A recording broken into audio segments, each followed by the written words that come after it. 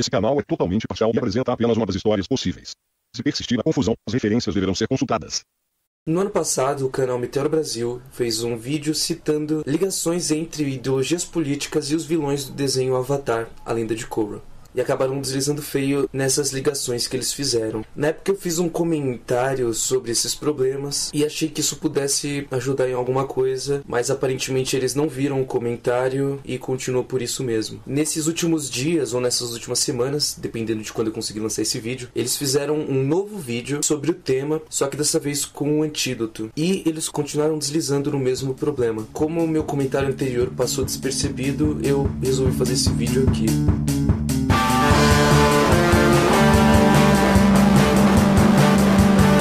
E já quero deixar claro aqui que eu gosto bastante do conteúdo do Homem Mais Simples e da Mulher Mais Sábia, principalmente na forma como eles estão desmentindo todas essas baboseiras do Olavo e da trupe dele que tá aí no poder. Então esse vídeo não é uma tentativa de puxar briga ou nada nesse sentido, é mais um toque do que qualquer outra coisa. Se você já viu os vídeos aqui do canal, já deve ter percebido que eu não acredito naquele papo de que a ciência é neutra e isolada das ideologias que existem na sociedade. Da mesma forma, também não acredito que exista uma ciência social neutra. E como nesse vídeo aqui eu vou falar sobre política, eu já vou deixar claro que essa não é uma análise isenta, neutra ou imparcial, pelo simples fato de que não existe análise humana imparcial. Toda análise tem como base as crenças e os conhecimentos que a pessoa tem previamente a essa análise. Atualmente eu me classifico como anarquista.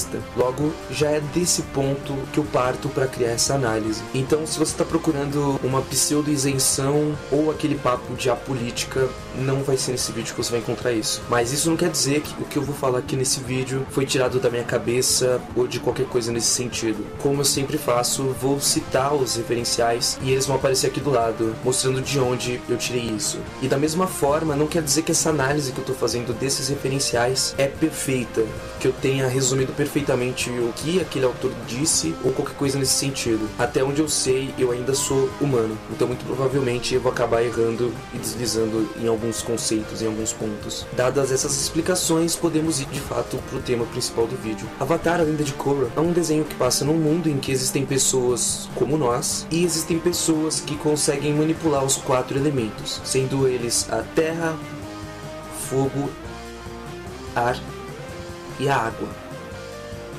Essas pessoas são chamadas de dobradoras e normalmente cada dobrador pode dobrar apenas um desses elementos. Mas existe uma pessoa que consegue dobrar os 4 ao mesmo tempo, que é a chamada Avatar. Essa saga da Korra é dividida em 4 temporadas e cada uma dessas temporadas tem um vilão. A partir de agora eu vou falar um pouco sobre cada um desses vilões, mas eu vou tentar não entregar nada muito relevante da trama para quem não viu. O primeiro vilão é o Amon, que tem como objetivo acabar com os dobradores e é classificado pelo Antídoto e Meteoro como comunista. O segundo é o Nalak, que quer unir o mundo espiritual e o terreno e eles classificam ele como um líder espiritual. O terceiro é o Zahir, que quer restaurar o equilíbrio do mundo, acabando com todos os tipos de organizações sociais, atingindo nisso a desordem total. Foi classificado por eles como um anarquista. E por último temos a Kuvira, que quer dominar o reino da Terra e foi classificada por eles como uma ditadora. Nesse vídeo eu vou falar só sobre o Amon e o Zahir, pois eles foram classificados com as ideologias que eu tenho mais contato e eu acho que eu posso acrescentar alguma coisa relevante para a discussão. Para começo de tudo, não tem como identificarmos se o Amon é comunista e o Zahir anarquista sem antes entendermos o que é o comunismo e o que é o anarquismo. E por isso precisamos olhar as suas origens. Livro 1, Liberalismo. Para falarmos de comunismo e anarquismo, precisamos olhar a base histórica que criou esses conceitos. Tanto o comunismo como o anarquismo são tipos de socialismo. E a construção desse conceito está ligada diretamente com as revoluções industrial e francesa. Como nos mostra o Hobsbawm, essa dupla revolução lança um novo tema sobre a natureza da sociedade e o caminho que ela estava seguindo durante e após essas revoluções. E nisso existiam 2 pontos de vista: aqueles que aceitavam essas mudanças e aqueles que não aceitavam. Os revolucionários socialistas, que vão dar origem aos comunistas e aos anarquistas, estavam no primeiro grupo, junto com os liberais clássicos. Até 1789, dessas ideologias, a liberal era a mais poderosa, e ela foi elaborada entre os séculos 17 e 18. Suas características mais marcantes era a crença de que os seres humanos têm a capacidade de solucionar todos os seus problemas usando a razão, e que cada pessoa estava marcada por um forte individualismo, sempre procurando, acima de tudo, aumentar o seu conforto e diminuir os seus desprazeres. Essa busca de cada indivíduo poderia gerar competição direta entre eles, mas eles também poderiam achar vantagem em fazer certos acordos que derivariam alguns contratos e de forma mais ampla constituiria a sociedade, o comércio e os grupos políticos. Muitos autores foram importantes para o desenvolvimento desse pensamento, e um deles foi o John Locke, que, como nos apresenta o Norberto Bobbio, acreditava em um fundamento absoluto que poderia ser obtido com base em uma razão e argumentação irresistível e irrefutável. Ele achou ter encontrado essa argumentação, e essa era a argumentação de que todos os homens são livres e iguais por natureza. E por essa liberdade e igualdade serem naturais, ele acreditava que seria possível deduzir alguns direitos ligados diretamente com essa relação natural, sendo um deles o direito à propriedade privada, que seria o resultado do trabalho individual. Vale destacar que o direito à propriedade privada continua como uma das bases da Declaração Universal dos Direitos Humanos, que foi criada pela ONU, aquela maldita comunista. Outro autor relevante para o pensamento liberal foi o Adam Smith, que criou um argumento social da economia política que é seguido até hoje em dia por grande parte dos liberais. Ele dizia basicamente que, apesar de todos os indivíduos competirem entre si, buscando seus próprios interesses, se essas atividades fossem deixadas o mais fora do controle possível, resultariam não só em uma ordem social natural, mas também no aumento do conforto e do bem-estar de toda a sociedade. E a base de tudo isso seria a divisão social entre trabalhadores e os donos do meio de produção, que chamamos de burgueses ou de capitalistas, muito diferente daqueles que ficam na internet defendendo o capitalismo, tendo como patrimônio 2 balas Juquinha. Além disso, o Smith defendia que a sociedade economicamente desigual, que era o produto do acúmulo do capital pelas empresas privadas, não seria incompatível com a igualdade natural dos seres humanos, pois isso seria o resultado da troca de valores equivalentes no mercado. Então aqui o trabalhador basicamente receberia exatamente tudo o que ele produziu para o patrão, e todos sairiam felizes. E com isso, para o pensamento liberal, o progresso da ciência, das artes e da civilização em geral seriam tão naturais quanto o capitalismo, e para fluir só seria necessário remover os obstáculos artificiais produzidos pela própria sociedade. Essa ideia parece explicar muito bem como funcionava a sociedade, principalmente com o progresso do capitalismo ao longo do século XVIII. Mas essa análise começou a se mostrar não tão suficiente para explicar a realidade quando passaram a encontrar algumas contradições no sistema liberal de diferentes autores, como no caso do David Ricardo, e também pelos verdadeiros resultados sociais e econômicos que se mostraram menos felizes que as previsões liberais. Dentre as criações do David Ricardo, que está relacionada com uma de suas contradições, temos a teoria geral do valor trabalho, que nos é apresentada por Hunt e Lautzheiser, acho que é assim que fala, como a ideia de que para um objeto ter valor de troca e ser considerado como uma mercadoria, ela precisa ter utilidade. Então muito possivelmente você ou já ouviu ou ainda vai ouvir falar de uma possível refutação da teoria valor-trabalho, em que a pessoa fala sobre a produção de bolo de lama, ou então sobre cavar buraco, que não importa o trabalho que é colocado ali, mas sim a utilidade. O que nos mostra que essa galera muito possivelmente não tem ideia do que é de fato a teoria do valor do trabalho. Mas, continuando essa teoria, apesar da necessidade, da utilidade, a utilidade em si não daria o valor do objeto, e sim ou a sua escassez no mercado ou a quantidade de trabalho necessária para a sua produção. Essa primeira seria a responsável pelo valor das mercadorias mais específicas e raras, que teriam um valor variável de acordo com a riqueza de quem tivesse vontade de comprá-las, como por exemplo um vaso raro ou qualquer coisa nesse sentido. E a segunda explicaria as mercadorias que pudessem pudessem ser reproduzidas livremente, que seria a maior parte dos produtos. Nessa ideia, uma determinada mercadoria só vai existir quando o trabalho humano foi empregado nas matérias-primas. Para ficar mais fácil, vamos pegar o exemplo da produção de valor de troca de um par de meias. Esse valor seria calculado com base na soma do trabalho necessário para fabricá-la e para levá-la ao mercado. E nesse meio entraria várias coisas. Então, por exemplo, entraria o trabalho para cultivar a terra, para plantar e colher o algodão, o trajeto desse algodão até a fábrica, e aqui nessa parte entraria a parte do trabalho empregado para produzir o meio de transporte, que entraria no frete. Na fábrica entraria o trabalho do tecelão e do fiandeiro, uma parcela do trabalho de todos envolvidos na produção do edifício e das máquinas usadas na produção da meia, o trabalho do vendedor de meias e por aí vai.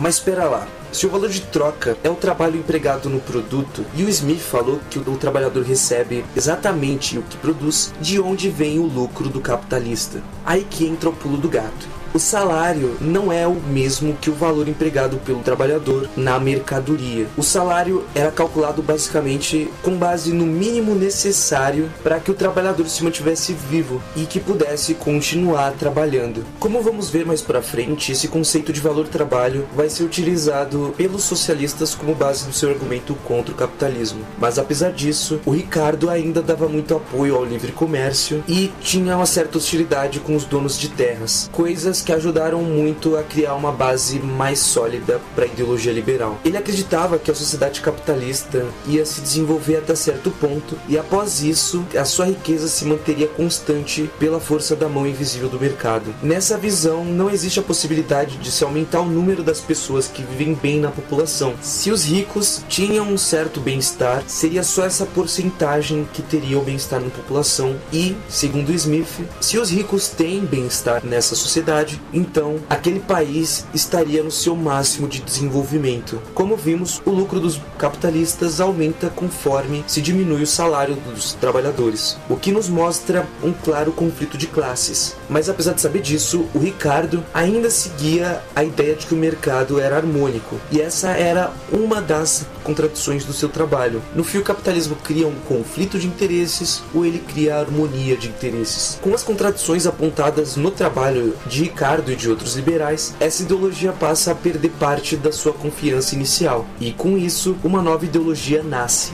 Livro 2. Socialismo.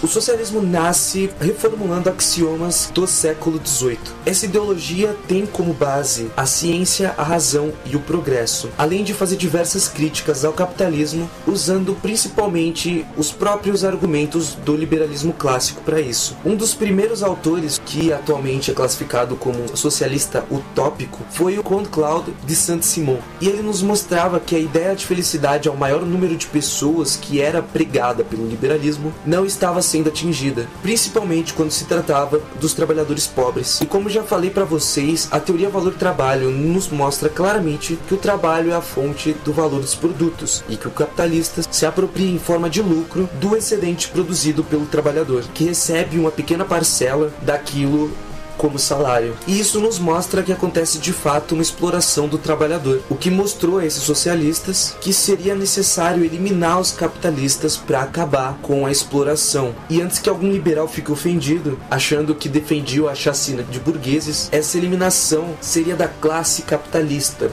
e não dos indivíduos em si. Essas críticas poderiam ter sido ignoradas se todas aquelas promessas iniciais do liberalismo tivessem sido alcançadas, mas no lugar da nação inteira enriquecer, como prometido pelo Adam Smith, o que aconteceu foi o aumento da desigualdade na distribuição de renda nesse período, ou como diriam as meninas, E o motivo todo mundo já conhece. É quem de cima sobe e o de baixo desce. e com isso os socialistas começaram a argumentar que o capitalismo não só é injusto, como a desigualdade social era o seu produto, o que ia contra o que era defendido pelos liberais. E o interessante é que o objetivo dos socialistas e dos liberais é muito parecido e muito diferente ao mesmo tempo. Ambos querem um mundo em que o maior número de pessoas sejam felizes e que conseguissem realizar plenamente suas potencialidades sem um governo coercitivo em cima deles, como era no feudalismo. O que muda entre todos todos os tipos de socialismos e liberalismos é a forma como eles querem chegar neste objetivo. De início, os socialistas rompem com a ideia de que a sociedade é só um agregado de indivíduos que tem como motivação o interesse próprio e a competição, e passam a defender que o ser humano é um ser social e comunitário. A sociedade deixa de ser um limitador das liberdades individuais, que impede todos de fazer o que gostariam, e passa a ser vista como o cenário de suas vidas. E por fim, abraçam uma forma de argumentação histórica e evolutiva completamente distinta da argumentação usada pelos liberais e pelos primeiros socialistas, que eram entendidas como naturais e racionais. Mas o que é cada uma delas? A forma de argumentação natural e racional acreditava que o seu argumento era natural, e com isso a verdade universal seria descoberta em algum canto, como o que era defendido pelo Locke, por exemplo. Se você já viu meu vídeo sobre ciência, já sabe que esse tipo de argumentação não se sustenta pelo simples fato de que o conhecimento não é descoberto, ele é construído. O conhecimento não é uma verdade universal, ele é uma construção histórica. Se você ainda não viu, já abre meu vídeo sobre ciência numa outra guia, e quando acabar esse aqui você corre para lá para entender melhor. Os seguidores dessa argumentação pensavam e ainda pensam que só seria necessário mostrar para o mundo sua ideia brilhante que foi descoberta por eles, e que ela seria automaticamente adotada por todas as pessoas, e que o mundo entraria assim no caminho guiado por elas. Agora, a argumentação histórica e evolutiva foi desenvolvida por diferentes socialistas, partindo do princípio que antes da sociedade de classes existia uma sociedade com uma forma de organização sem essa divisão. E o que muda entre os diferentes autores seria a forma como chegaram nessa conclusão e qual análise se tira dela. E aqui que começamos com as diferenças entre o comunismo e o anarquismo. Livro 3. Comunismo. O nome mais famoso do comunismo é o Karl Marx. Como eu já disse, essa argumentação histórica e evolutiva se baseia inicialmente em alguns estudos sobre a forma de organização primitiva, que mostrou a existência de sociedades anteriores à sociedade de classes sem existência da propriedade privada. Analisando essa sociedade anterior e o desenvolvimento histórico da sociedade, Marx chega na conclusão da existência de um desenvolvimento inevitável. Então, inicialmente existiria a sociedade primitiva, que passou de forma inevitável para a primeira sociedade de classes com a criação da propriedade privada. Essa sociedade foi passando por modificações e aumentando o nível de progressismo conforme confrontam as suas contradições internas. Para Marx, o capitalismo seria essa última sociedade de classes, pois ele criou a classe dos trabalhadores modernos, descontentes e crescente em número, enquanto diminuiu e ainda diminui a quantidade de pessoas que controlam o poder econômico, o que deixa esse sistema muito mais vulnerável e fácil de ser derrubado. Como que se sabe que o proletariado teria força suficiente para isso? Marx e Engels, no Manifesto Comunista, nos mostram que existiram naquela época algumas pequenas vitórias conquistadas pelos trabalhadores, que conseguiram se unir e se aproveitar das divisões existentes dentro da própria burguesia. Como exemplo dessas pequenas vitórias, na época de Marx e Engels, tínhamos a lei da jornada de trabalho máxima de 10 horas. Atualmente, aqui no Brasil, essa jornada máxima diminuiu para 8 horas, além de diversos direitos conquistados pelos trabalhadores com a CLT. E Marx e Engels acreditavam que essa organização, que já mostrou frutos, vai resultar na revolução proletariada. Essa revolução teria como um dos principais objetivos o fim da propriedade privada. E aqui é importante sabermos que existe diferença entre propriedade privada e propriedade pessoal. A propriedade privada é aquela que cria capital explorando o trabalho assalariado que já vimos aqui. Então, a sua casa, o seu iPhone, o seu Xbox seria a sua propriedade pessoal e não propriedade privada. Se eliminando a propriedade privada, ninguém mais teria poder para explorar outras pessoas e os meios de produção deixariam de ser geridos por uma ínfima parte da população e passaria a ser coletiva, geridas de forma direta pelos próprios trabalhadores, e essa organização social seria o que conhecemos como comunismo. Ambos acreditam que isso só será possível com uma etapa de transição em que o proletariado se tornaria a classe dominante e arrancaria aos poucos todo o capital da burguesia, centralizando os instrumentos de produção nas mãos do Estado e seguindo algumas medidas que possibilitassem essa transição ao comunismo.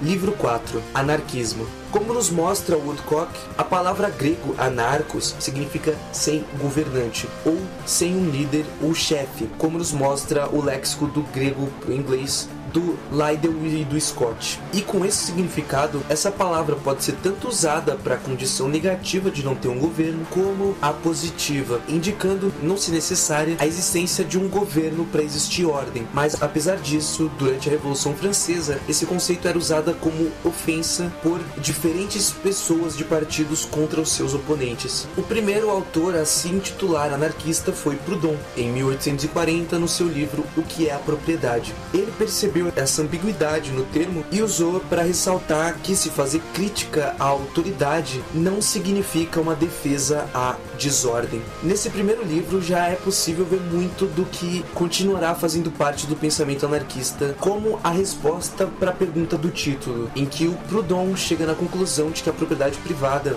é um roubo. Proudhon teve discípulos, mas eles preferiam ser chamados de mutualistas e não anarquistas. Só nos últimos anos da década de 1870, depois do rompimento entre os discípulos de Marx e Bakunin, que eram anarquistas, que esse último grupo passou a abraçar esse título de fato. Os anarquistas também desejam uma sociedade sem classes, um mundo sem autoritarismo, sem a propriedade privada e organizado por uma forma de cooperação entre indivíduos livres. Eles também se baseiam na análise do mundo material e no desenvolvimento histórico e arqueológico humano para fazer as suas análises atuais. Mas enquanto Marx chegou na conclusão de que existe uma sequência de acontecimentos inevitáveis, os anarquistas vão no sentido oposto.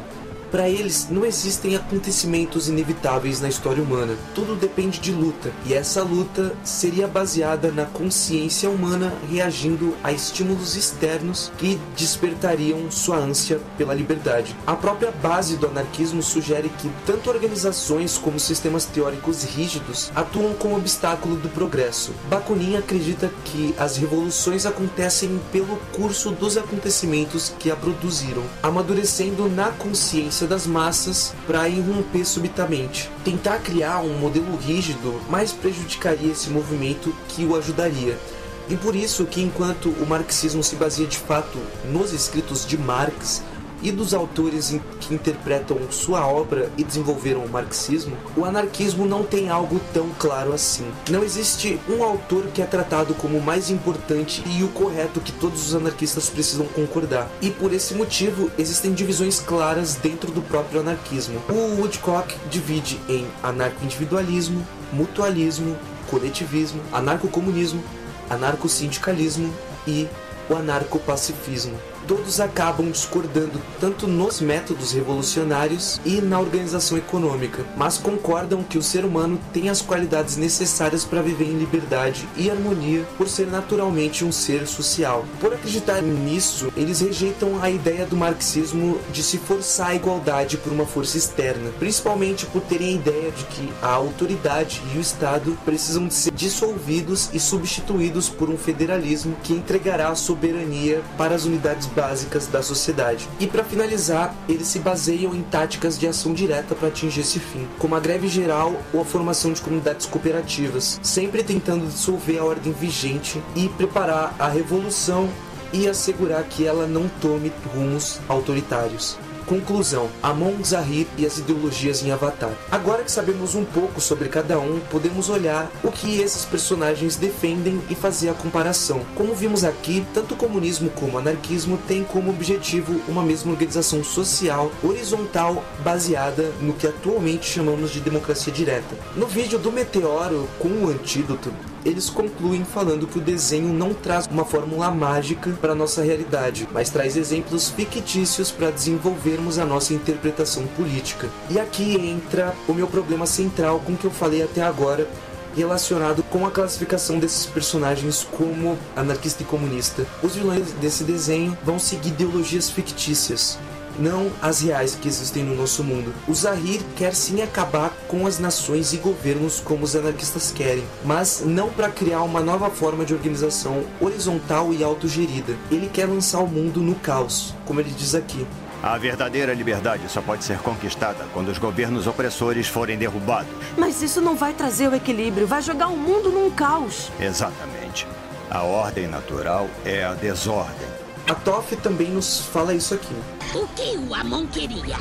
igualdade para todos. E Zahir acreditou na liberdade. O problema é que todos estavam totalmente desequilibrados e levaram a ideologia deles longe demais. Eles seguem sim ideologias, mas como a Toph chama, o Amon segue a ideologia da igualdade e o Zahir da liberdade, e não o comunismo e o anarquismo. Como vimos até aqui, comunistas, anarquistas e até os liberais têm como fim a liberdade e a igualdade, mesmo cada um deles tendo definições distintas sobre cada um desses conceitos e desejando meios diferentes para atingir esse fim. Mas nem por isso faz sentido dizer que o Amon ou o Zahir são anarquistas, comunistas ou liberais. Então podemos finalizar com duas conclusões aqui. A primeira é que existe a possibilidade desses personagens terem sido criados com base no senso comum dos autores sobre o que eles imaginaram que era o comunismo e o anarquismo. E a segunda é que, apesar disso, como vimos até aqui, o Amon não segue o comunismo e o Zahir não segue o anarquismo.